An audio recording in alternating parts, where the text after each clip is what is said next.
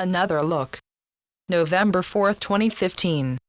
Today we will revisit another topic.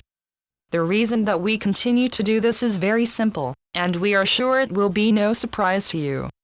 It is well known to many of you, especially those of you who are or have been teachers, that returning to subjects that one has been exposed to before deepens understanding. Consider that on the subsequent review of a topic one brings an entirely different understanding than one had before. We will have digested what we learned before, and you will bring further life experiences to the table. There are actually two things for us to look at today, and that is because for our purposes they are closely related. They are discernment and resonance. We will also discuss the old definition of discernment. Now in the old definition, discernment worked in this way. A person would compare new information to his or her accepted view of the world or to their desires, and if there was no conflict, accept the new information as true.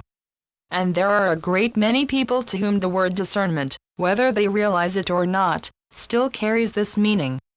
We would suggest that you may understand this as living in the head. If one is living in the heart, discernment can be explained quite differently and will operate differently.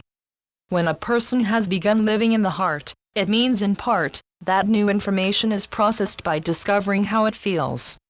Now what does that mean? It means that your feelings are a true barometer of what your higher self knows about the information. This you call resonance. And this may show up as a gut feeling, goosebumps, tingles, warmth, or other ways in which your body responds to what your greater consciousness knows. This works even if one is not yet able to hear or see one's guides and teachers. They will find a way to get through to you. We have spoken of these things before.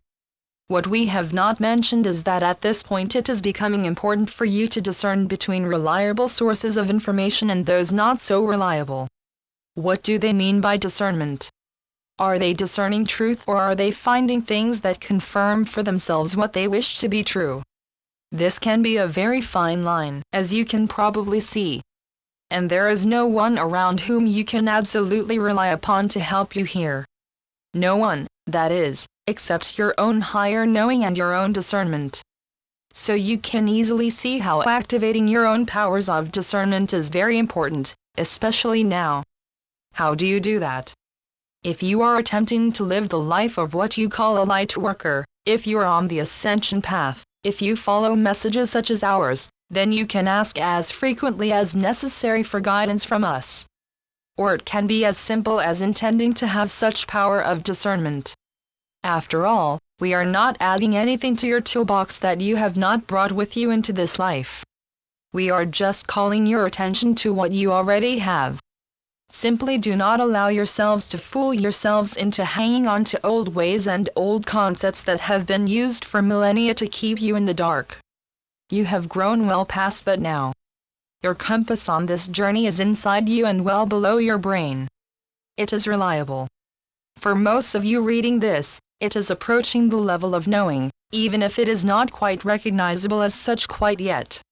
Enough for today. We will speak with you again soon. Channeled by Ron Head. oraclesandhealers.wordpress.com